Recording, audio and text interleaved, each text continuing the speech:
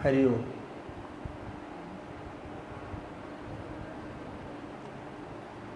നമ്മളുടെ ഈ പ്രതിമാസ ശിബിരത്തിലെ 11ാമത്തെ കീർത്തനമാണിത്. 10 കീർത്തനം കഴിഞ്ഞപ്പോൾ ദാസൻ ക്ഷീണിച്ചു പോയതുകൊണ്ടാകാം ഗുരു നമുക്ക് ഒരു ഇൻ്റർവൽ തന്നിട്ടാണ് ഈ സെക്ഷനിലേക്ക് നമ്മളെ നിയോഗിച്ചിരിക്കുന്നത്. ഒരു കാര്യവിചാരം ഒരു മനുഷ്യൻ 3 പ്രാവശ്യമെങ്കിലും അവൻ്റെ ജന്മത്തിൽ വേണ്ടിവരും എന്ന് പൗരാണികർ പറയാറുണ്ട്. നമ്മൾ ഓരോ പിറന്നാൾ ആഘോഷിക്കുമ്പോഴും നമ്മളത് ആഘോഷമാക്കി മാറ്റാറുണ്ട്.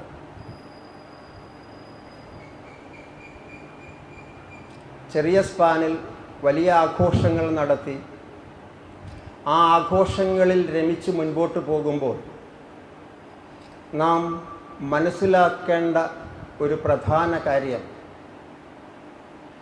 ഇവിടെ പല ജന്മങ്ങളുടെ പുണ്യമായി ലഭിക്കുന്ന ഈ മനുഷ്യജന്മത്തിൽ നമുക്കിവിടെ തന്ന ജോലി പൂർത്തിയാക്കാൻ വളരെ കുറച്ച് സമയം മാത്രമേ ഇനി അവശേഷിക്കുന്നുള്ളൂ എന്ന് ഓരോ ജന്മദിനങ്ങൾ കഴിയുമ്പോഴും നമ്മൾ സ്വമനനത്തിലൂടെ പ്രതിജ്ഞ എടുക്കേണ്ടവരാണ്. വിശിഷ്യ ഓരോ സാധകനും.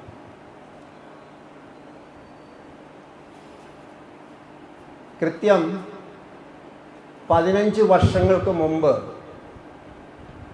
ഗുരുവിനെ കണ്ട് ഏതാണ്ട് 8 മാസങ്ങൾക്ക് ശേഷം ഒരു ദിവസം ഒരു സാധകനിലൂടെ ഗുരു നമ്മളെ അറിയിക്കുന്നു,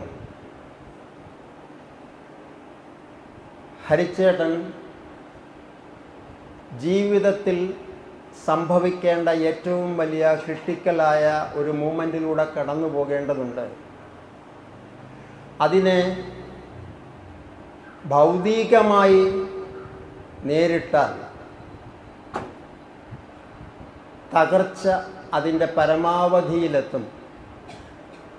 അതിനെ ആധ്യാത്മികതയിലൂടെ ഭൗതികത്തിനപ്പുറം കാണാൻ ശ്രമിച്ചാൽ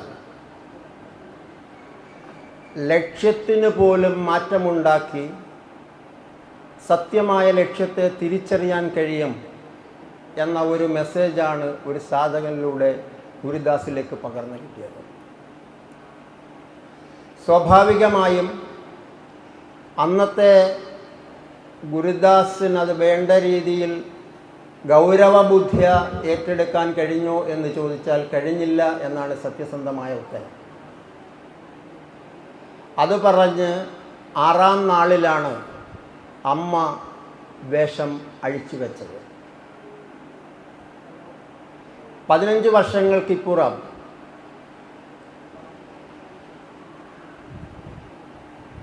അതേ അനുഭവം മറ്റൊരു തലത്തിലൂടെ ഗുരുദാസിന് പകർന്നു തന്ന ആളാണ് മഹാഗുരു. ഒരിക്കൽ കൂടി ആ തൃപ്പാദങ്ങളിൽ നമസ്കരിക്കുവാനുള്ള അവസരമായി ഇതിനെ കാണുകയാണ് ദാസൻ. അന്ന് വളരെയധികം മനോവികാരത്തോടുകൂടി സംസാരിക്കാൻ കഴിയാതിരുന്നിട്ടും 15 വർഷങ്ങൾക്ക് ശേഷം ആദ്യമായി അടുത്ത നിമിഷത്തിൽ ഗുരുവിനെ വിളിച്ച് ദാസൻ പറഞ്ഞു, അച്ഛൻ വിടവാങ്ങി. സനാതനമായ, അങ്ങനെയാണല്ലോ സാധകരെല്ലാം സനാതനാണ്. ആ സനാതത്വത്തിൽ അനാഥത്വത്തിൻ്റെ ചെറിയ ചീളുകൾ അവശേഷിപ്പിച്ചുകൊണ്ടാണ് അച്ഛനും അമ്മയും ഈ ലോകത്ത് നിന്നും വിട പറയുന്നത്. എന്നാൽ ഈ 2 വിയോഗങ്ങളിലും ദാസനെ ഒരു സാക്ഷിഭാവത്തിൽ സംരക്ഷിച്ച് വിശിഷ്യ അച്ഛൻ്റെ അവസാന മണിക്കൂറുകളിൽ അദ്ദേഹത്തിന് പ്രത്യക്ഷ സാന്നിധ്യമായി അനുഗ്രഹം ചൊരിഞ്ഞ ആ മഹാഗുരുവിന് മുമ്പിൽ ഒരിക്കൽ കൂടി പ്രണാമങ്ങൾ അർപ്പിക്കുകയാണ്. ഇന്ന് നാം കടന്നു പോകുന്നത് ഒരു പ്രതീക്ഷയുടെ കവിതയിലൂടെയാണ്. പുറത്തുനിന്ന് നോക്കുന്ന ഒരാൾക്ക് ഒരു ജീവിതകാലം മുഴുവൻ പ്രതീക്ഷയോടെ കാത്തിരുന്നവളാണ് മീര എന്ന് നമുക്ക് തോന്നും. കാരണം രാധയും കൃഷ്ണനുമായി അഭേദ്യമായ ബന്ധമുണ്ടായിരുന്നു, ഭേദമില്ലായിരുന്നു, ഒന്നായിരുന്നു എന്ന് ധരിക്കുന്നവർ പോലും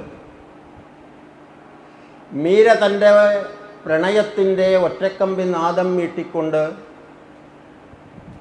വൃന്ദാവനത്തിലൂടെ ഭക്തജനങ്ങളെ ആകർഷിച്ചുകൊണ്ട്, ജനസഹസ്രങ്ങളെ ആകർഷിച്ചുകൊണ്ട് കടന്നു പോകുമ്പോഴും അവസാനം തൻ്റെ പതിയായ ശ്രീഹരിയിൽ വിലയം പ്രാപിക്കുമ്പോഴും പുറത്തുനിന്ന് വീക്ഷിക്കുന്ന ഒരാൾക്ക് ഈ ജീവിതത്തിൽ ലഭിക്കാവുന്ന എല്ലാ സുഖസൗകര്യങ്ങളും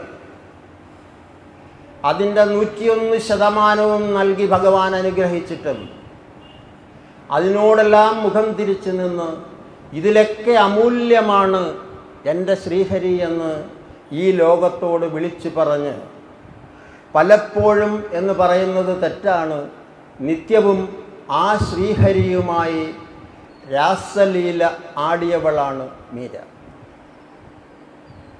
അതുകൊണ്ട് തന്നെ മീരയുടെ തലത്തിൽ നിന്നാണ് ഈ കവിത, ഈ ഭജൻ മീര ആലപിക്കുന്നത്. കേവലം 9 ലൈനുകളാണ്, വരികളാണ് ഈ ഭജനുള്ളത്. മീരയെ സംബന്ധിച്ച് 90 വർഷം പാടി നടക്കാനുള്ള കാര്യങ്ങൾ ഇതിലുണ്ട്. തീർച്ചയായും നമ്മളുടെ കൂട്ടുള്ള ആൾക്കാർ അതിനെ വീക്ഷിക്കുമ്പോൾ നമുക്ക് 10 മിനിറ്റ് തികയ്ക്കുന്നത് എങ്ങനെ എന്ന പ്രയാസമായിരിക്കും അനുഭവപ്പെടുന്നത്. എന്തുകൊണ്ടാണ് 9 വരികളുള്ള ഒരു ഭജൻ പാടുമ്പോൾ അതിൽ മുഴുകി മണിക്കൂറുകൾ, ദിനരാത്രങ്ങൾ മീര കഴിച്ചു പോകുന്നത് എന്ന് ചോദിച്ചാൽ, മീരയുടെ സംഭവബഹുലമായ കൃഷ്ണഗാഥയിലൂടെ നമ്മൾ കടന്നു പോകേണ്ടി വരും. ആലോചിച്ചു നോക്കുക, മീര നമ്മളുടെ ഒരു കുഞ്ഞു വീട്ടിലുണ്ടെങ്കിൽ 3-ാമത്തെ വയസ്സിൽ നമുക്കേറ്റവും പ്രിയപ്പെട്ട ബഹുമാന്യതനായ ഒരാൾ നമ്മളുടെ ഗൃഹത്തിലേക്ക് കടന്നു വന്നിട്ട് ഒരു കൃഷ്ണവിഗ്രഹം സമർപ്പിക്കുന്നു. നമ്മൾ സാധാരണ എന്താണ് ചെയ്യുക? ഒരു കുട്ടിയാണെങ്കിൽ അതിൻ്റെ മനോഹാരിത ദർശിച്ചുകൊണ്ട് ഒരുപക്ഷെ അത് അച്ഛനെയോ അമ്മയോ ഏൽപ്പിക്കും. ഇല്ലെങ്കിൽ അധികം നേരം അവളുടെ കയ്യിലിരുന്ന് ഇത് പൊട്ടിപ്പോകാതെ നമ്മൾ അത് സൂക്ഷിച്ച് സുരക്ഷിതമായി ഷെൽഫിൽ അടയ്ക്കുകയാണ് പതിവ്. എന്നാൽ അങ്ങനെ കിട്ടിയ ഒരു കൃഷ്ണനെയും കൊണ്ട് ഒരു ജീവിതകാലം മുഴുവൻ ഭഗവാന്റെ നിത്യ സാന്നിധ്യം അനുഭവിച്ച മഹായോഗിയായിരുന്നു ഭക്തമീര.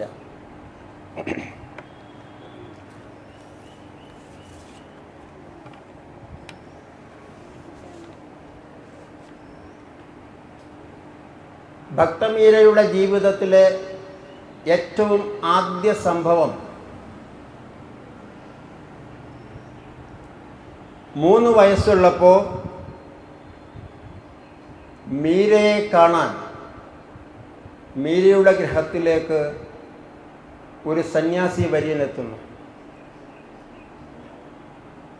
ഒരു ചെറിയ കൃഷ്ണവിഗ്രഹം മീരയ്ക്ക് സമ്മാനിക്കുന്നു.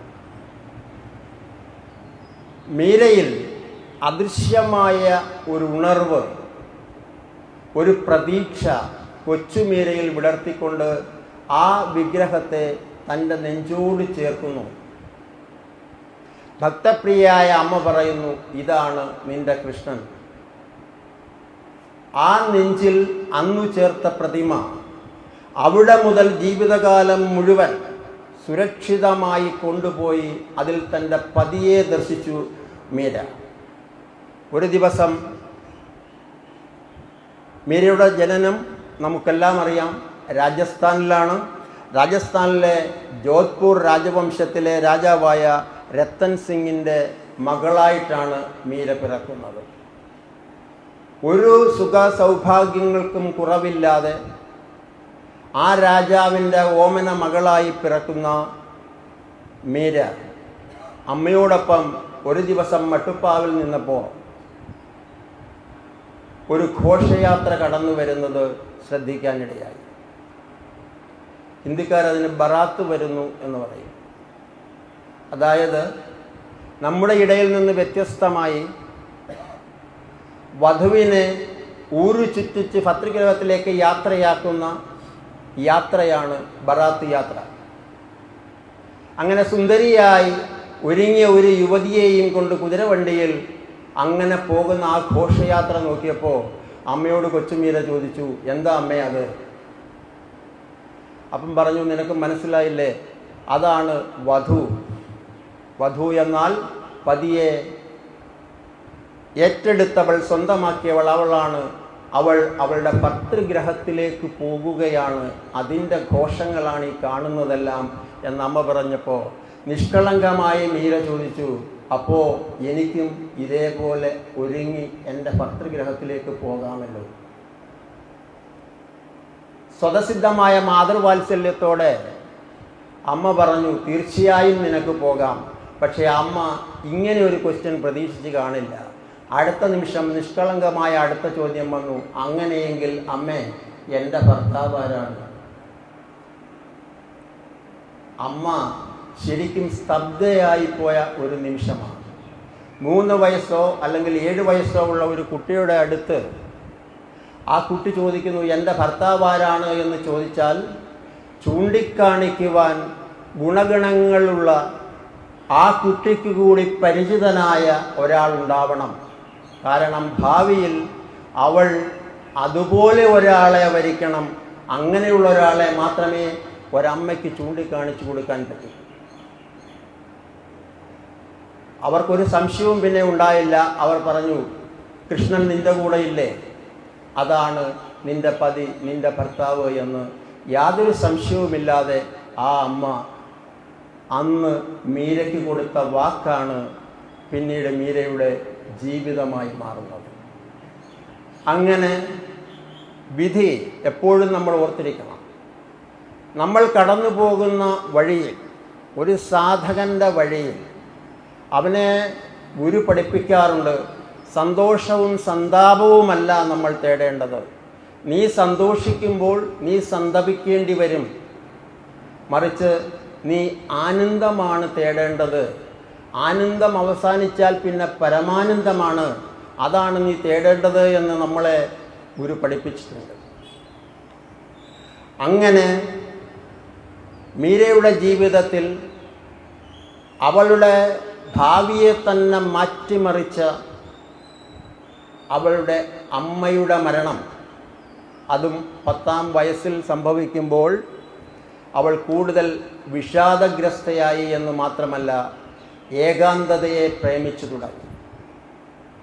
ആ 10 വയസ്സുകാരിയുടെ ദുഃഖം മനസ്സിലാക്കാൻ, ഏകാന്തത മനസ്സിലാക്കുവാൻ ആ വലിയ കൊട്ടാരത്തിൽ ഒരാളും ഉണ്ടായിരുന്നില്ല, ഒരാൾ ഒഴികെ. അത് അവളുടെ കൃഷ്ണനായിരുന്നു. അന്നു മുതൽ 10 വയസ്സ് മുതൽ തന്നെ ഭജൻസ്, സംഗീതമറിയാത്ത ആ കുട്ടിയിൽ നിന്നും വലിയ വലിയ സംഗീതങ്ങൾ, ഭക്തിയുടെ ഓളങ്ങൾ പുറത്തിറങ്ങാൻ തുടങ്ങി.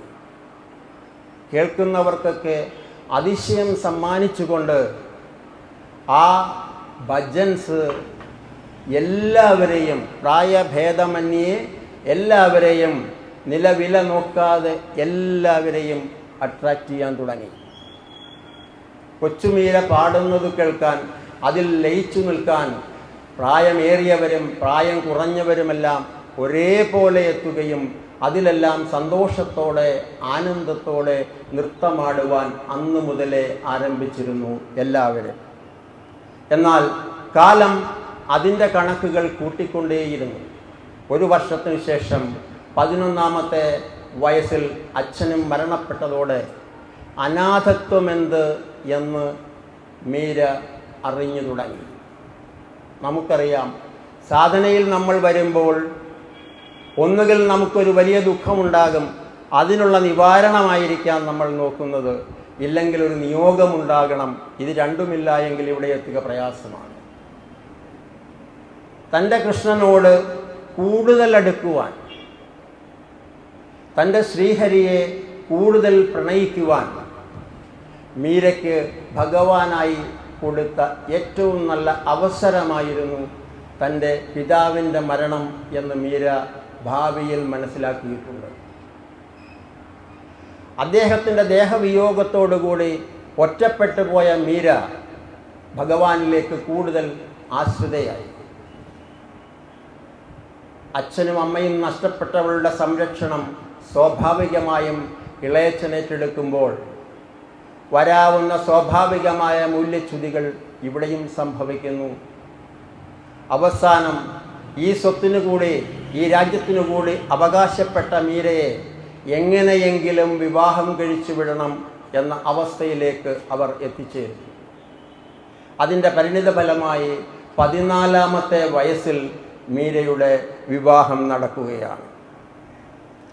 മേവാറിൻ്റെ മഹാരാജാവായിരുന്ന സംഗം സിംഗ്, കുംഭരാജാവ് എന്നറിയപ്പെട്ടിരുന്ന ഉദയപൂർ രാജാവിൻ്റെ മകനായ ഉദയപൂർ രാജാവ് ഭോജരാജൻ അങ്ങനെ മീരയുടെ പതിയായി ജീവിതത്തിൽ ഒരു നിയോഗം പോലെ കടന്നു വരുന്നു.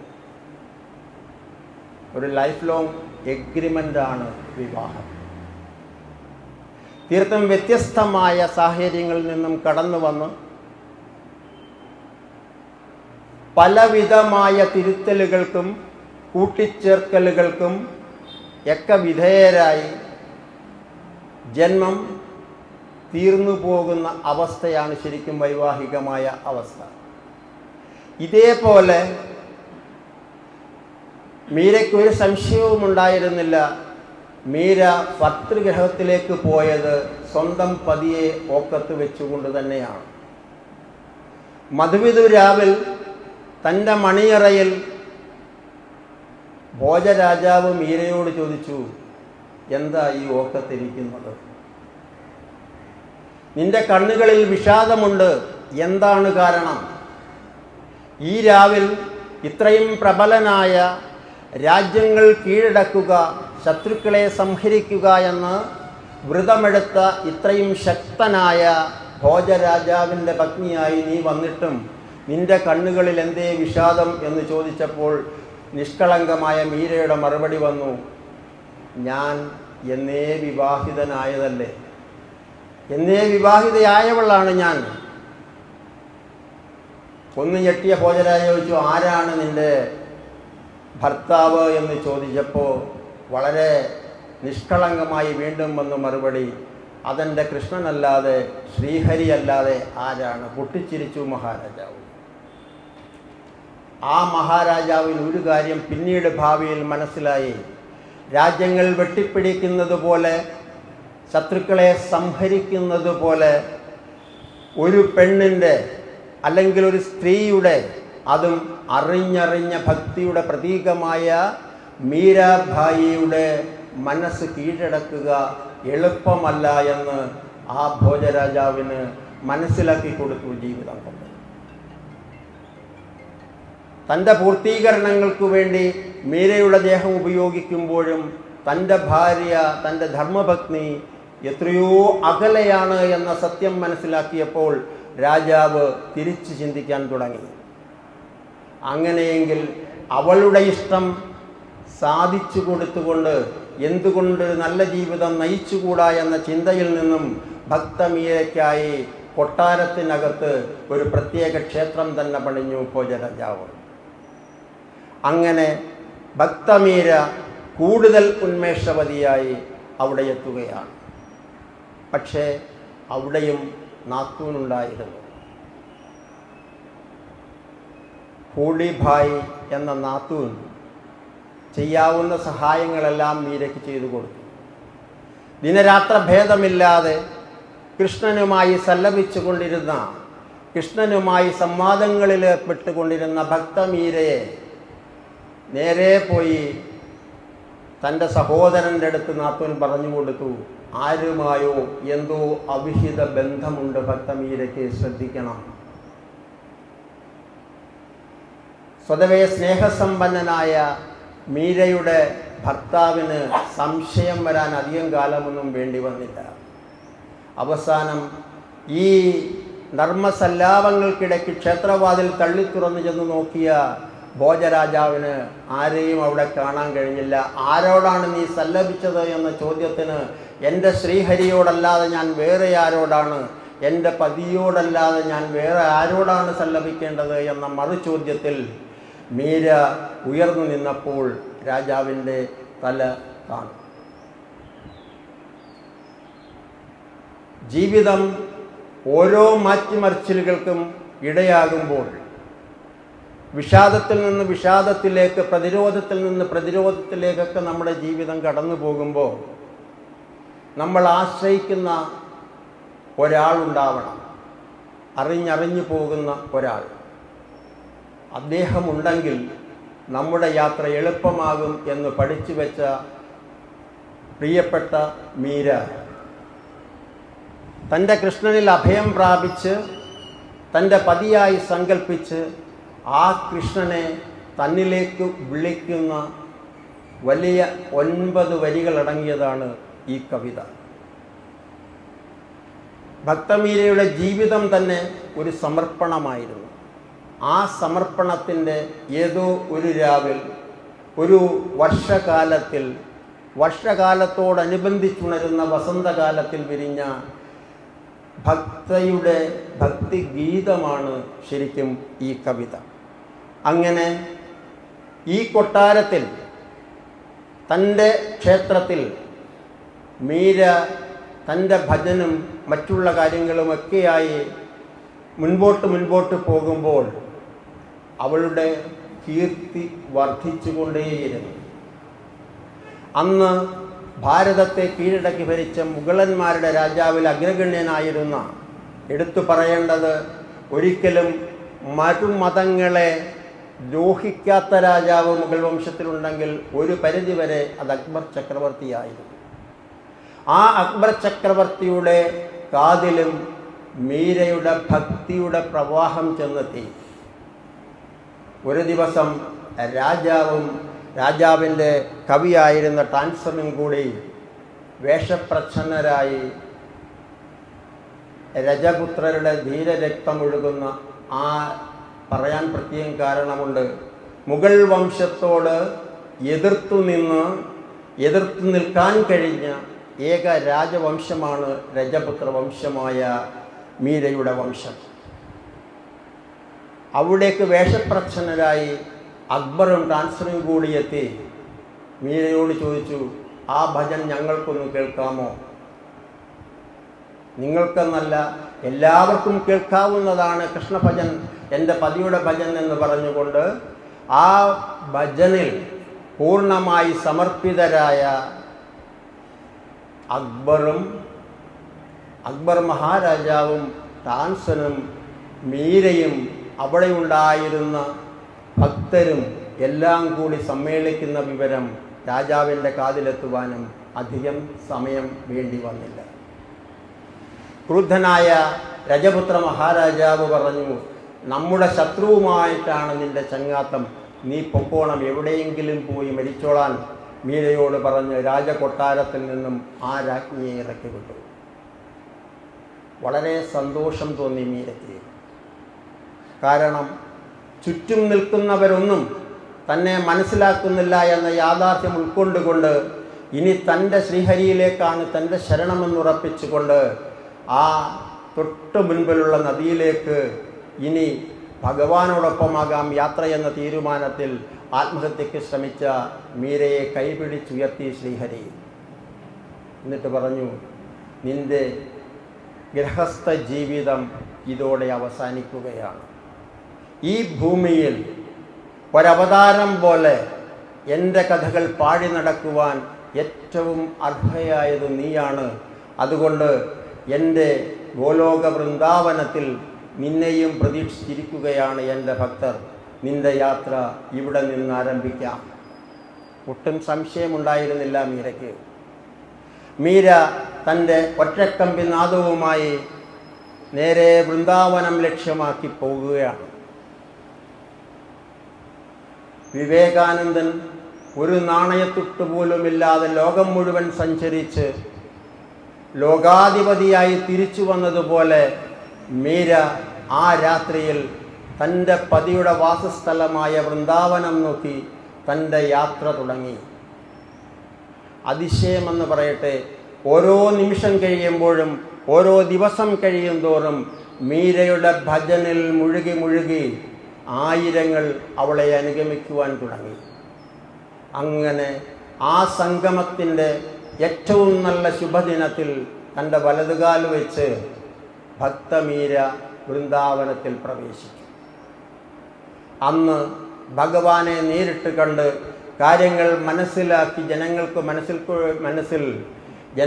പറഞ്ഞു കൊടുക്കുന്ന ഗോസ്വാമി അവിടെ ഉണ്ട് എന്നുള്ള വിവരമറിഞ്ഞ് മീര ഒരു ചെറിയ സന്ദേശം അദ്ദേഹത്തിന് അയച്ചു. എൻ്റെ പേര് മീര എന്നാണ്, അങ്ങയെ കാണാൻ ആഗ്രഹിക്കുന്നു. ഞാൻ കൃഷ്ണനെ പതിയായി വരിച്ചവളാണ്. കൂടുതൽ എനിക്കറിയണം. അങ്ങയുടെ ദർശനം ഞാൻ കാംക്ഷിക്കുന്നു. മറുപടി വന്നു, സ്ത്രീകളെ ഞാൻ സ്വീകരിക്കാറില്ല. കാരണം പുരുഷനാണ് ഞാൻ എന്നുള്ളത് കൊണ്ട് അവർക്ക് മാത്രമേ ഞാൻ എന്ത് ജ്ഞാനവും കൊടുക്കുകയുള്ളൂ. അതുകൊണ്ട് നിവർത്തിയില്ല എന്ന സന്ദേശമാണ് മീരയ്ക്ക് കിട്ടിയത്. ചിരിച്ചുകൊണ്ട് മീര അതിന് മറുപടി എഴുതി കൊടുത്തു. ഞാൻ ധരിച്ചത് ഈ ഭൂമിയിൽ പരമപുരുഷനായ ശ്രീഹരിയല്ലാതെ മറ്റൊരു പുരുഷനില്ല എന്നാണ് ഞാൻ ഇതുവരെ ധരിച്ചു വച്ചിരുന്നത്. ഇപ്പോൾ എനിക്കൊരു പുരുഷനെ കൂടി ഈ അഖണ്ഡ ബ്രഹ്മാണ്ടത്തിൽ പരിചയപ്പെടാൻ കിട്ടി. വന്ദനം, നന്ദി. സന്ദേശം അവിടെ എത്തിയപ്പോൾ ഗോസ്വാമിക്ക് മനസ്സിലായി താൻ എവിടെയാണ് നിൽക്കുന്നത് എന്നും ഭക്തമീര എവിടെയാണ് നിൽക്കുന്നതെന്നും പൂർണ്ണമായി മനസ്സിലാക്കിയ ഗോസ്വാമി മഹാരാജ് നേരിട്ട് വന്ന് ഭക്തമീരയെ സ്വീകരിച്ചു കൊണ്ടുപോയി വൃന്ദാവനത്തിൻ്റെ അധിപതിയായി വാഴിച്ചു. വൃന്ദാവനം ഗോലോക വൃന്ദാവനമായി മാറി. ഭക്തമീരമാരുടെ എണ്ണം കൂടി. എന്തിനും ഒരവസാനമുള്ളതുപോലെ ഭക്തമീരയ്ക്കും ഒരവസാനമുണ്ടാകണം ഈ ലോകത്തിലെ അവതാരത്തിന് എന്നുള്ളത് കൊണ്ട് പ്രശസ്തിയുടെ അഗ്രതുംഗങ്ങളിൽ വിലസിയ തൻ്റെ പത്നി ഇപ്പോഴും ജീവിച്ചിരിപ്പുണ്ട് എന്ന വലിയ യാഥാർത്ഥ്യം അറിയാൻ ഭോജരാജാവിനധികം സമയം വേണ്ടി വന്നില്ല. അദ്ദേഹം വേഷപ്രച്ഛന്നനായി മീരയുടെ അടുത്തെത്തി മീരയെ വണങ്ങാൻ ശ്രമിച്ചു, പ്രണമിക്കാൻ ശ്രമിച്ചു ആ പാതാരവിന്ദങ്ങളിൽ. മീര അദ്ദേഹത്തെ പിടിച്ചെഴുന്നേൽപ്പിച്ചുകൊണ്ട് ഭോജരാജാവിൻ്റെ കാൽപാദങ്ങളിൽ പ്രണമിച്ചുകൊണ്ട് ഇങ്ങനെ പറഞ്ഞു, അങ്ങയെ ഞാൻ എന്നേ മനസ്സിലാക്കിയതാണ്. അതുകൊണ്ട് അങ്ങും നമ്മളുടെ കൂടെ കൂടാം. ഭഗവാന്റെ നാമങ്ങൾ നമുക്ക് ഒരുമിച്ച് ഉച്ചരിക്കാം. ഭോജരാജാവിൻ്റെ മറുപടി വന്നു, അല്ല, നീ വരണം.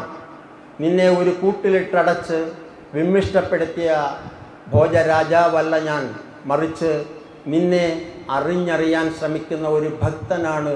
അതുകൊണ്ട് നീ നമ്മുടെ രാജ്യത്തേക്ക് തിരിച്ചു വരണം. മീരയ്ക്ക് സംശയമുണ്ടായിരുന്നില്ല. മീര പറഞ്ഞു, ഞാൻ വരുന്നത് നിങ്ങളുടെ രാജ്യത്തിലേക്കല്ല, ഞാൻ വരുന്നത് എൻ്റെ ഭഗവാനെ കൂട്ടിയാണ്, എൻ്റെ ശ്രീഹരിയെ കൂട്ടിയാണ്. അതുകൊണ്ട് എനിക്ക് വേണ്ടി ഇതുവരെ സൃഷ്ടിക്കപ്പെടാത്ത രീതിയിലുള്ള ഒരു പ്രണയമന്ദിരം, ഒരു ശ്രീകോവിൽ ഭഗവാന് വേണ്ടി ഒരുക്കണം എന്ന ആവശ്യം മാത്രമാണ് മീര മുൻപോട്ട് വെച്ചത്. അങ്ങനെ ഭക്തമീരയ്ക്ക് വേണ്ടി വീണ്ടും ഈ രാജാവ് അടുത്ത മന്ദിരം കൂടി ഒരുക്കി. അവിടെ നിത്യവും ഭജനകളായി കൃഷ്ണ ഭജൻസിൻ്റെ ഓളങ്ങൾ രാജ്യാന്തരങ്ങളിൽ ദേശാന്തരങ്ങളിലേക്ക് വ്യാപിച്ചു. ഭക്തമീരയുടെ കാൽപാദങ്ങൾ വണങ്ങുവാൻ എവിടേക്കാണോ അവരുടെ പാദങ്ങൾ തൊട്ടത് ആ സ്പർശനത്തിലെല്ലാം ആയിരങ്ങൾ വീണ് ഭഗവാനെ വണങ്ങുന്ന അത്ഭുതകരമായ കാഴ്ച വീണ്ടും ദൃശ്യമായി. കൃഷ്ണ ഭജൻസിൻ്റെ ഓളങ്ങൾ ലോകം മുഴുവൻ നിറഞ്ഞു നിന്നു. ഇവിടെ മീരയുടെ ഇതേപോലെ ഒരു ഭജന അതിൻ്റെ പൂർണ്ണതയിലെത്തി. ആ ശ്രീകോവിലിൽ വിളങ്ങി നിന്ന ഭഗവാൻ അവിടെ കൂടിയവരെല്ലാം അതിന് സാക്ഷ്യം വഹിച്ചു. ഭക്തമീര പതിവില്ലാത്ത രീതിയിൽ തൻ്റെ കൃഷ്ണനു വേണ്ടി ആടിത്തിമിർക്കുന്ന കാഴ്ച അവർ അത്ഭുതത്തോടുകൂടി നോക്കി നിന്നു. ഒരാളല്ല, 2 പേരാണ് നൃത്തം വയ്ക്കുന്നത് എന്ന ആ വലിയ കാഴ്ച, അതിലുള്ള എങ്ങനെയാണോ 2 പേർ കൂടി നൃത്തം വയ്ക്കുന്നത് അതേ അംഗചലനങ്ങളോടുകൂടി ഈ ലോകത്തിലൊന്നുമല്ല താനെന്ന സത്യമറിയിച്ചുകൊണ്ട് മീര തൻ്റെ ഭജൻ ആലപിച്ചുകൊണ്ട് തൻ്റെ ഒറ്റക്കമ്പിനാദത്താൽ ഈ ലോകത്തിൽ നിന്ന് മറ്റൊരു ലോകത്തിലേക്കുള്ള ചലനം ആരംഭിച്ചു. ആ നിമിഷം ക്ഷേത്ര ശ്രീകോവിലിൽ നിന്നും ഉയർന്നു വന്ന മഹാപ്രഭാവം കൂടെയുണ്ടായിരുന്ന എല്ലാവരുടെയും കണ്ണുകളെ ബന്ധിച്ച ഒരു വലിയ ശുഭമുഹൂർത്തത്തിൽ മീര ആ ശ്രീകോവിലേക്ക് കടന്നുപോയി. ആ ദിവ്യമായ പ്രകാശത്തിൽ ലയിക്കുന്ന അത്ഭുതകരമായ കാഴ്ച കാണുവാൻ ഭഗവാനും മീരയും മാത്രമേ ഉണ്ടായിരുന്നുള്ളൂ. അവിടെ കൂടി എല്ലാവരെയും എങ്ങനെയാണോ കൗരവസഭയിൽ ഭഗവാൻ കണ്ണുകൾ ബന്ധിച്ചത് അതേപോലെ അർഹതയില്ലാത്തവരുടെ എല്ലാം കണ്ണുകൾ ബന്ധിച്ചുകൊണ്ട് തൻ്റെ ശ്രീ പത്നിയെ സ്വീകരിച്ചുകൊണ്ട് ശ്രീഹരി തൻ്റെ വൈകുണ്ഠ ലോകത്തിലേക്ക് കടന്നുപോയ സുന്ദരമായ മീരയുടെ കഥ ഓർത്തിരുന്നാൽ നമുക്ക് ഈ കവിതയിൽ കുറേ കൂടി അകത്തേക്ക് പോകാൻ കഴിയും എന്ന് ഞാൻ വിശ്വസിക്കുന്നു. ഇതേപോലെ ഒരു സായാഹ്നം എന്ന് പറയുമ്പോൾ നല്ല വർഷത്തിനു ശേഷം, നല്ല മഴയ്ക്ക് ശേഷം കാർമേഘങ്ങൾ പെയ്തിറങ്ങുന്ന ഒരു സന്ധ്യയിൽ അങ്ങ് പടിഞ്ഞാറ് ചക്രവാളത്തിൽ സൂര്യൻ അസ്തമിക്കാൻ പോകുന്ന സുവർണപ്രഭയിൽ ഇറ്റിറ്റ് വീഴുന്ന ചെറിയ തുള്ളികളെ സ്വീകരിച്ചുകൊണ്ട് ഭക്തമീര അങ്ങനെ ആ കാർമേഘങ്ങളോട് സന്ദേശമയച്ചുകൊണ്ട് നിൽക്കുകയാണ്. നമുക്കറിയാം, വീട്ടിൽ നിന്നും ഗ്രാമത്തിൽ നിന്നും ഏറെ അകലെ പോയി ജോലി നോക്കുന്ന ഭർത്താക്കന്മാർ ഒരുപാടുള്ള ദേശമാണ് ഭാരതം. ഇതുവരെ നമ്മൾ ധരിച്ചത് കേരളത്തിൽ നിന്ന് പുറത്തേക്ക് പോകാം, ദുബായിൽ വരെ പോകാമെന്നായിരുന്നെങ്കിൽ ഇന്നത്തെ കുട്ടികൾ പോകുന്നത് ഇന്ത്യക്കുമപ്പുറം എത്രയോ കരകാണാ കടലിനും അപ്പുറത്തേക്കാണ്. എന്നാൽ അന്ന് വീട്ടിൽ നിന്ന് മാറി നിൽക്കുക എന്ന് പറഞ്ഞാൽ കൂടിയാൽ അടുത്ത ഗ്രാമം, ഇല്ലെങ്കിൽ അടുത്ത ദേശം എന്നാണ് അർത്ഥം. അപ്പോൾ സ്വാഭാവികമായും ഓരോ വർഷകാലം വരുമ്പോഴും ഭർത്താക്കന്മാർക്ക് ജോലി കുറയും, അവർക്ക് അവധി കിട്ടും. അങ്ങനെ ആ ദിനങ്ങളിൽ തൻ്റെ ഭർത്താവെത്തും എന്ന പ്രതീക്ഷയോടുകൂടി ഓരോ സ്ത്രീകളും ഓരോ വസന്തകാലത്തിലും ഓരോ വർഷകാലത്തിലും അവരെ പ്രതീക്ഷിച്ചിരിക്കും. അവർക്കാരും സന്ദേശം എത്തിച്ചു കൊടുക്കില്ല, പോസ്റ്റ് ഓഫീസ് ഇല്ല, അല്ലെങ്കിൽ ഇന്നത്തെ കൂട്ട് മൊബൈലില്ല. പക്ഷേ ഭർതൃപതി ബന്ധത്തിൻ്റെ വിശുദ്ധതയിൽ അവരുടെ മനസ്സിൽ അതിൻ്റെ സന്ദേശമെത്തും, തൻ്റെ പതിയെത്തുന്നു. അത് ഭക്തമീരയെ പോലെ ഒരു സ്ത്രീയാണെങ്കിൽ, ആ മീരയുടെ പതി എന്ന് പറയുന്നത് സാക്ഷാൽ ശ്രീഹരിയാണെങ്കിൽ ആ മെസ്സേജ് എത്താൻ യാതൊരു സന്ദേഹവും ഉണ്ടാകില്ല. ആ വർഷകാലത്ത് വർഷം പെയ്തൊഴിയുമ്പോൾ മരങ്ങൾ സന്തോഷത്തോടെ മുത്തുകൾ പൊഴിക്കുമ്പോൾ ആ മുത്തുകൾ ഏറ്റുവാങ്ങി അങ്ങ് പടിഞ്ഞാറ് അസ്തമിക്കാൻ പോകുന്ന സൂര്യപ്രഭയിൽ നിൽക്കുന്ന മീരയുടെ വരികളാണ് ഇന്ന് നമ്മൾ കടന്നു പോകുന്ന ഈ വരികൾ. ബർസേ ബദരിയ സാവൻ കി, ബർസേ ബദരിയ സാവൻ കി, सावन की मन भावन की, सावन में उमंग्यो मेरो मनवा, सावन में उमंग्यो मेरो मनवा, भनक सुनी हरि आवन की, उमड़ गुमड़ चारों दिशा से दामिनी दमके जहर लावन की, नानी नानी बूंदन मेघा बरसे शीतल पवन सुहावन की, मीरा की प्रभु गिरिधर नागर, मीरा की प्रभु गिरिधर नागर, ആനന്ദ് മംഗൽ ഗാവൻ കി. ഇതാണ് കവിത ഭജൻ. ബർസെ ബദരിയ സാവൻ കി, സാവൻ കി മൻ ഭാവൻ കി. ബദരിയ മേഘങ്ങൾ വർഷിക്കുകയാണ് വർഷകാലത്തെ അല്ലെങ്കിൽ വസന്തകാലത്തെ. എന്തു വസന്തമാണെന്ന് ചോദിച്ചാൽ ഉള്ളിൽ പ്രതീക്ഷയുടെ 1000 സ്വപ്നങ്ങൾ നിറയ്ക്കുന്ന, ആനന്ദം നിറയ്ക്കുന്ന, പ്രതീക്ഷയുടെ വലിയ ഓളങ്ങൾ ഉള്ളിൽ സൃഷ്ടിക്കുന്ന ആ വസന്തകാലം. ആ വസന്തകാലത്തിൽ മീരയും പ്രതീക്ഷയുടെ ഉത്തംഗ ശൃംഗങ്ങളിലേക്ക് കയറുകയാണ്. പ്രതീക്ഷയാണ് ഒരു മനുഷ്യജീവനെ നിലനിർത്തുന്നത്. ആ പ്രതീക്ഷ സുസ്ഥിരമാകണമെങ്കിൽ എന്തിനെയാണോ പ്രതീക്ഷിക്കുന്നത് അതിനെക്കുറിച്ചുള്ള അറിവുകൾ പൂർണ്ണമാകണം.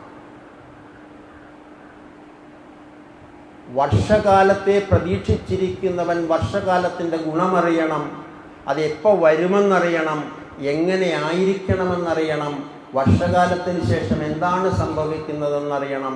അങ്ങനെ അറിഞ്ഞാൽ വർഷകാലത്തെ അല്ല ഏതു കാലത്തെയും അവൻ അറിഞ്ഞറിഞ്ഞ് സ്വീകരിക്കുവാൻ കഴിയും. ഇവിടെ ഭക്തമീരയും അങ്ങനെ തന്നെയാണ്. തൻ്റെ പതിയെത്തുന്ന കാലം, അതാണിതിൻ്റെ വിശേഷം, വസന്തകാലം. ആ വസന്തകാലത്തിൽ വർഷത്തിന് ശേഷമുള്ള വസന്തകാലമാകുമ്പോൾ, കാർമേഘങ്ങൾ പൊഴിയുന്ന വർഷകാലത്തിന് ശേഷം, വലിയ മഴയ്ക്ക് ശേഷം, മൺസൂണിന് ശേഷം വരുന്ന വസന്തകാലമാകുമ്പോൾ ഈ പ്രകൃതിയിലുള്ളതെല്ലാം വിരിയും, പൂക്കൾ വിരിയും. ഏത് ജീവിയുണ്ടെങ്കിലും അതിൻ്റെ ഉള്ളിലെ സത്ത് പൂർണ്ണമായി വിരിയും. ആ പൂർണ്ണതയിൽ അവൻ്റെ മനസ്സ് മുഴുവൻ, അവളുടെ മനസ്സ് മുഴുവൻ തൻ്റെ ഹരിയിൽ, തൻ്റെ ശ്രീഹരിയിൽ, തൻ്റെ പതിയിൽ, തൻ്റെ പതിയുടെ വരവിൽ പൂർണ്ണമായി ആമഗ്നമാകും. അപ്പോൾ വലിയ വർഷത്തിന് ശേഷം ചെറിയ ചെറിയ തുള്ളികൾ വീഴുമ്പോൾ സൂര്യപ്രകാശത്തിൽ, അതിൻ്റെ പ്രഭയിൽ, അതിൻ്റെ സ്പർശനത്തിൽ അവളെ മറന്ന് ശൃംഗാരരസത്തിൻ്റെ ഉത്തംഗ പദവിയിലേക്ക് എത്തും.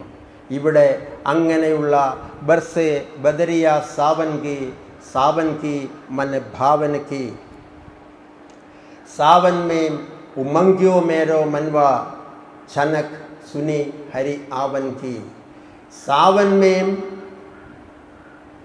ഈ വസന്തകാലത്തെ ഏറ്റവും സന്തോഷപ്രദമാക്കുന്നത് എൻ്റെ മനസ്സിനെയാണ്. എൻ്റെ മനസ്സിൽ മേരോ മൻമോ ഭനക്ക് സുനേ, ഈ സന്ദേശം കിട്ടി എന്നാണ്. ഈ സന്ദേശം ഞാൻ കേട്ടു. ഏത് സന്ദേശം? ഹരി ആവൻ കി. ഹരി വരുന്നതിൻ്റെ, ഹരിയുടെ വരവിൻ്റെ ആ സന്ദേശം എൻ്റെ മനസ്സിൽ ഞാൻ സ്വീകരിക്കുന്നു. അങ്ങനെ സ്വീകരിക്കുമ്പോൾ ഉമ്മട് ഗുമ്മട് ചാരോം ദിശാസെ ആയേ, ധാമിനി ധമക്കെ ജൽ ലാവൻ കി. ഉമ്മട് ഗുമ്മട്, അവിടെ ഇടിനാദം മുഴങ്ങും. ധാമിനി, മിന്നലുണ്ടാകും. എല്ലാ ദിശകളിൽ നിന്നും ഇതേപോലെ ഇടിയുടെ ശംഖനാദവും മിന്നലിൻ്റെ ജ്വാലകളും പുറത്തേക്ക് വരും. അപ്പോൾ സ്വാഭാവികമായും നമ്മൾ ജന്നലുകളും കതകുകളും അടച്ച് അകത്തിരിക്കും. ഇവിടെ മീര അങ്ങനെയല്ല ചെയ്തത്. ആ ഇടിനാദത്തിൽ, ആ മിന്നൽ ജ്വാലകളിൽ അവൾ തൻ്റെ കൃഷ്ണനെ കണ്ടു, തൻ്റെ ശ്രീഹരിയെ കണ്ടു. ഓരോ ദിശയിൽ നിന്നും ഉത്ഭവിച്ചെത്തുന്ന ഈ ശബ്ദങ്ങളെല്ലാം പ്രകൃതിയിൽ നിന്നുണ്ടായി വരുന്നതിൻ്റെ എല്ലാം പ്രകൃതം ശ്രീഹരിയാണ് എന്ന തിരിച്ചറിയലിലേക്ക് മീര പ്രവഹിക്കുകയാണ്. ഭയത്തിൻ്റെ ആശങ്കകളല്ല, പ്രതീക്ഷയുടെ വർഷമാണ് മീരയിൽ പെയ്തിറങ്ങുന്നത്. അങ്ങനെ ഇടിമുഴക്കങ്ങളെയും മിന്നലുകളെയും ശബ്ദവീചികളെയുമെല്ലാം, പെയ്യുന്ന മഴയുടെ ആരവത്തെ പോലും അതിൽ പോലും ഭജനം കണ്ടെത്തുന്ന മീര നാനി നാനി ബൂന്ദൻ ബർസെ മേഘാ ബർസെ ശീതൾ പവൻ സുഹാവൻ കി, അവളുടെ ദേഹത്തേക്ക് ചെറിയ ചെറിയ കാർമേഘങ്ങളിൽ നിന്നും ചെറിയ ചെറിയ തുള്ളികൾ അവളുടെ മുഖത്തിലേക്ക് അങ്ങനെ പൊഴിഞ്ഞു വീണു എന്നാണ്. ഈ മഹാപ്രതിഭയെ, ഈ മഹാഭക്തയെ, പ്രതീക്ഷയുടെ ആൾ രൂപമായ മീരാഭായിയെ പ്രകൃതി പോലും താണു വണങ്ങി ആലിംഗനം ചെയ്തു എന്നാണ്. നാനി നാനി ബൂന്ദൻ മേഘാ ബർസെ ശീതൾ പവൻ സുഹാവൻ കി, അങ്ങനെ ഈ ചെറുതുള്ളികൾ അവളെ താലോലിച്ച് ആലോലമാട്ടുമ്പോൾ മന്ദമാരുതൻ അവളെ മന്ദഹാസപൂർവം പ്രണയിച്ച് കടന്നുപോയി. ആ സുഹാവൻ, പ്രസന്നതയുടെ ആ മന്ദമാരുതൻ ഭക്തമീരയുടെ പാതാരബിന്ദങ്ങൾ പണിഞ്ഞ് കടന്നു പോകുന്നു. മീര കി പ്രഭു ഗിരിധർ നാഗർ ആനന്ദമംഗൽ ഗാവൻ കി, അതുകൊണ്ട് ഈ ആനന്ദമംഗൽ ഗാവൻ കി ഞാൻ പാടുകയാണ്. അറ്റമില്ലാത്ത അവസാനമില്ലാത്ത സംഗീതം ഞാൻ പൊഴിക്കുകയാണ്. ഇവിടെ ആനന്ദമേ ഉള്ളൂ. ആനന്ദമേ ഉള്ളൂ എന്ന് പറഞ്ഞാൽ ശുഭസൂചകമായ വസ്തുതകൾ മാത്രമേ മീരയിലും ഭഗവാനിലും ഉയർന്നു വരുന്നുള്ളൂ. അവിടെ മറ്റ് യാതൊരു വിധമായ സാഹചര്യങ്ങൾക്കും സ്ഥാനമില്ല. പരമാനന്ദത്തിൽ അവർ ആറാടുകയാണ്. മീര കി പ്രഭു വരുന്നത് ഗിരിധറാണ്. ഗിരിയെ ധരിച്ചവനാണ് ഗിരിധരൻ. നമ്മൾ കേട്ടിട്ടുണ്ട്, എല്ലാ വിചാരങ്ങൾക്കും അതീതരാണ് ദേവന്മാർ എന്നാണ് നമ്മുടെ വിശ്വാസമെങ്കിലും എല്ലാ പുരാണങ്ങളിലും ദേവന്മാരുടെ അസൂയയും അസുരന്മാരുടെ പരാക്രമവും വിഡ്ഢിത്തവും തമ്മിൽ ഏറ്റുമുട്ടുന്നത് നമ്മൾ കാണാറുണ്ട്. ദേവേന്ദ്രനും ഒട്ടും മെച്ചമായിരുന്നില്ല. ശരിക്കു പറഞ്ഞാൽ ഭഗവാൻ ശ്രീകൃഷ്ണന്റെ കീർത്തി ഓരോ സംഭവങ്ങളിലൂടെ മുൻപോട്ട് കടന്നു പോകുമ്പോഴും തൻ്റെ അമ്മാവൻ കംസൻ ഉണ്ണികൃഷ്ണനെ ഏതൊക്കെ രീതിയിൽ വധിക്കാമോ, ഈ ലോകത്തു നിന്ന് പറഞ്ഞു വിടാമോ, അതൊക്കെ ശ്രമിച്ചു കൊണ്ടിരിക്കുമ്പോഴും അതിൽ നിന്നെല്ലാം അഭൂതപൂർവമായ പ്രോജ്വലനത്തോടു കൂടി ഭഗവാൻ വീണ്ടും വൃന്ദാവനത്തിൽ തൻ്റെ കേളികളാടുമ്പോൾ, ഗോകുലത്തിൽ തൻ്റെ കേളികളാടുമ്പോൾ ദേവേന്ദ്രന് പോലും സഹിച്ചില്ല. കാരണം സാക്ഷാൽ ഭഗവാനാണ് എത്തിയിരിക്കുന്നത് എന്ന വസ്തുത ദേവേന്ദ്രൻ അറിയാം. അവതാരമാണ്, വെറും അവതാരമല്ല, പൂർണ്ണ അവതാരമാണ് ശ്രീകൃഷ്ണൻ. മാലപ്പടക്കം പോലെയാണ്. പൂരം നടക്കുമ്പോൾ താഴെ ഒരു തിരി കത്തിച്ചു കൊടുക്കുന്നത് മുകളിലേക്ക് പോയി പലതായി വിഘടിച്ച് അതെല്ലാം പൊട്ടി അങ്ങ് മുകളിൽ ചെല്ലുമ്പോഴത്തേക്കും പ്രഭാപൂരമാകുന്നത് പോലെ ഭഗവാന്റെ ദശാവതാരങ്ങളിൽ സമ്പൂർണമായ അവതാരം. ഒരവതാരമെടുത്ത് ചെയ്യേണ്ടതെല്ലാം ഈ ഭൂമിയിൽ ചെയ്ത് 1 ലക്ഷ്യമെന്ന് പറഞ്ഞ് എന്തൊക്കെ ലക്ഷ്യങ്ങൾ ഈ ഭൂമിയിൽ അവശേഷിക്കുന്നുവോ അതെല്ലാം പൂർത്തീകരിച്ച് ഒരു മനുഷ്യൻ്റെ തുടക്കവും അവൻ്റെ ഒടുക്കവും ഒട്ടും ശുഭകരമായിരിക്കില്ല. ആ അശുഭകരമാണെങ്കിൽ പോലും അതിനെയെല്ലാം സ്വീകരിക്കുവാൻ തയ്യാറായാൽ അവൻ ഞാനാകുമെന്ന് പ്രഖ്യാപിച്ച് കടന്നുപോയ ഒരു വേടൻ്റെ ചെറിയ അമ്പിന് പാത്രമായി അവതാരം അവസാനിപ്പിച്ച, സ്വന്തം കുലത്തിന് വേണ്ടി, സ്വന്തം കുലം തമ്മിലടിക്കുമ്പോൾ ഇതെൻ്റെ കാര്യമല്ല, ഇത് സംഭവിക്കേണ്ടതാണ്, ചരിത്രമാകേണ്ടതാണ് എന്ന് പറഞ്ഞ് കടന്നുപോയ അവതാരം ലോകത്തിലെ ഇന്നുവരെ സംഭവിച്ച മഹായുദ്ധങ്ങളിലെല്ലാം റിപ്പോർട്ട് ചെയ്യപ്പെടുന്ന, ഇന്നും മനുഷ്യരുടെ ഇടയിൽ അവശേഷിക്കുന്ന അസൂയയ്ക്കും അത്യാഗ്രഹത്തിനും ഇടയിൽ സഹോദരന്മാർ തമ്മിൽ അടിച്ചു തീരുമ്പോൾ ധർമ്മം എവിടെയാണോ അവിടെ ഞാനുണ്ടാകും, നീ കർമ്മം ചെയ്യ്, അപ്പൂപ്പനായാലും അമ്മാവനായാലും അധർമ്മിയുടെ മുഖമുണ്ടെങ്കിൽ ആ മുഖത്തെ തച്ചുടയ്ക്കാൻ നീ സംശയിക്കേണ്ട, കാരണം നിന്നെ മുൻപോട്ട് നയിക്കുന്ന സാരഥിയാണ് എന്ന് അർജുനന് പറഞ്ഞുകൊടുത്ത്, അർജുനനെ കൊണ്ട് അർജുനൻ്റെ അവതാര ലക്ഷ്യങ്ങൾ, ജയവിജയന്മാരിൽ ഒരാളായ അർജുനൻ്റെ അവതാര ലക്ഷ്യങ്ങൾ മുഴുവൻ പൂർത്തീകരിപ്പിച്ച ഭഗവാൻ ശ്രീഹരിയുടെ പ്രശസ്തി അങ്ങ് ദേവലോകത്തും എത്തി. ദേവേന്ദ്രന് ഇരിപ്പുറപ്പില്ല.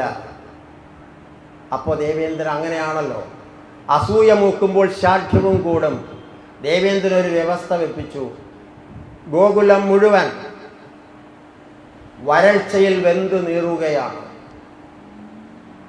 ഗോക്കൾ മരിച്ചു വീഴുന്നു, ഗോപാലകന്മാർ ക്ഷീണിച്ചു മറിഞ്ഞു വീഴുന്നു, വെള്ളമില്ലാത്ത വല്ലാത്ത അവസ്ഥ. എന്തിനും ഏതിനും ആശ്രയമായ ഉണ്ണിക്കണ്ണൻ്റെ അടുത്തേക്ക് അവിടുത്തെ എല്ലാ ഗോകുലവാസികളും കൂടിയെത്തുന്നു, ഗോപന്മാർ കൂടിയെത്തുന്നു. ഭഗവാൻ പറഞ്ഞു, സാരമില്ല, മഴ പെയ്യും. സാക്ഷാൽ ശ്രീഹരിയെ നിങ്ങൾ പൂജിക്കുക, ഭഗവാനെ പൂജിക്കുക. അത് ദേവേന്ദ്രൻ ഒട്ടും പിടിച്ചില്ല. ഗോവർദ്ധനം ഭഗവാന്റെ രീതിയിൽ നമ്മളെ സംരക്ഷിച്ചു നിർത്തുന്നത് കൊണ്ട് ഗോവർദ്ധനത്തിന് പൂജ ചെയ്യുവാനാണ് സാക്ഷാൽ ശ്രീഹരി നിർദ്ദേശം കൊടുത്തത് ഗോകുലവാസികളോട്. ഇതൊട്ടും സഹിക്കാവുന്നതായിരുന്നില്ല ദേവേന്ദ്രന്. അതുകൊണ്ട് തന്നെ ഗോവർദ്ധനത്തിൻ്റെ പൂജ തീരുന്ന സമയം നോക്കിയിട്ട് വരുണം മഹാദേവനെ വിളിച്ചിട്ട് പറഞ്ഞു, നിന്റെ സകല കഴിവുകളും എടുത്ത് ആ ദേശത്തെ മുഴുവൻ മുക്കിക്കൊള്ളണം. ദേവേന്ദ്രൻ്റെ ആജ്ഞയാണ്, ദേവന് മറ്റു വഴികളില്ല. വർഷം പൊഴിഞ്ഞു. അതിഭീകരമായ ആ കെടുതിയിൽ ഗോകുലം മുഴുവൻ ഒഴിച്ചു പോകും എന്ന് തോന്നിയ ഒരു നിമിഷം ഭഗവാൻ അവതാരത്തിലെ അവതാരം പൂണ്ടു. തൻ്റെ ചെറുവിരലിൽ ഗോവർദ്ധനത്തെ ആരെയാണോ താൻ പൂജിക്കുന്നത് ആ പൂജിക്കപ്പെടുന്നവൻ തന്നെ രക്ഷിക്കുമെന്ന അചഞ്ചലമായ വിശ്വാസം ആ ലോകർക്ക് മുഴുവൻ കാണിച്ചു കൊടുത്തുകൊണ്ട് ഭഗവാൻ ശ്രീഹരി തൻ്റെ ഒരു വിരളിൽ, ചെറിയ വിരളിൽ ഗോവർദ്ധനത്തെ പൊക്കിപ്പിടിച്ചു. ഇന്ദ്രൻ സകല ശക്തിയും എടുത്തിട്ടും അവിടെയെങ്ങും ഒന്നും ചെയ്യാൻ കഴിഞ്ഞില്ല. പ്രകൃതിയെ സ്നേഹിക്കുന്നവൻ, അതിനെ കൂട്ടായി പോകുന്നവൻ. ഇന്നൊരു മലയുണ്ടെങ്കിൽ അവിടെ 4 പാറമലകളിൽ gallons and gallons of water നിറച്ച് താഴെ ഇതെന്നു പൊട്ടുമെന്ന ആശങ്കയോടെ ജീവിക്കുന്ന ഒരു ജനതയായിരുന്നില്ല അന്നുണ്ടായിരുന്നത്. തങ്ങളുടെ കണ്ണൻ പറയുന്നത് എന്താണോ അത് പൂർണ്ണമായി ചെയ്ത് അതിനോട് ചേർന്ന് നിന്നുകൊണ്ട്, ഒരു രക്ഷിതാവിനോട് ചേർന്ന് നിന്നുകൊണ്ട് പോകുന്ന മഹാത്യാഗത്തിന്, മഹാസന്ദേശത്തിന് പാത്രമായ അവർ.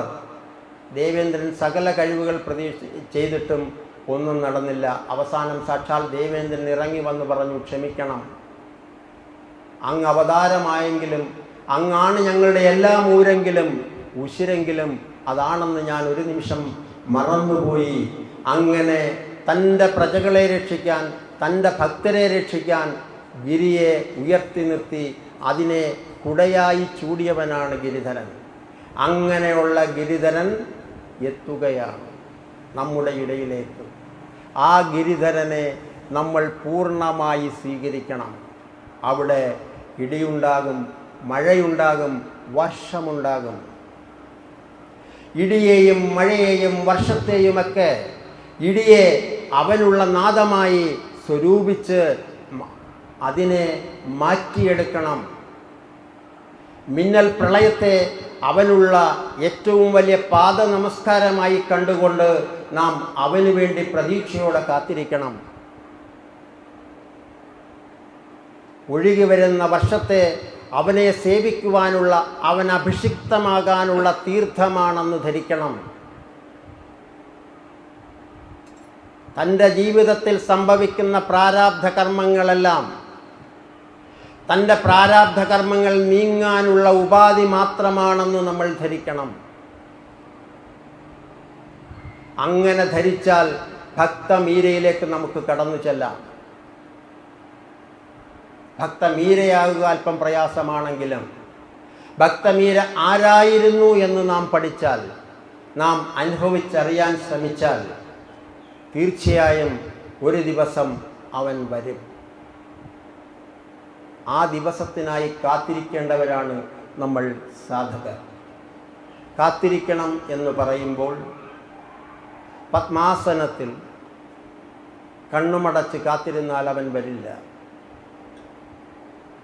എങ്ങനെയാണോ മീര തൻ്റെ കർമ്മങ്ങൾ ചെയ്തത്, ഒരു നല്ല മകളായി, ഒരു നല്ല ഭാര്യയായി, ഒരു നല്ല ഭക്തയായി, ഒരു നല്ല ഗുരുവായി ഈ ലോകത്തിന് ഭവിച്ചത്, അതേപോലെ ഒരു സാധകനും ഭവിച്ചാൽ അവൻ്റെ കർമ്മങ്ങളിൽ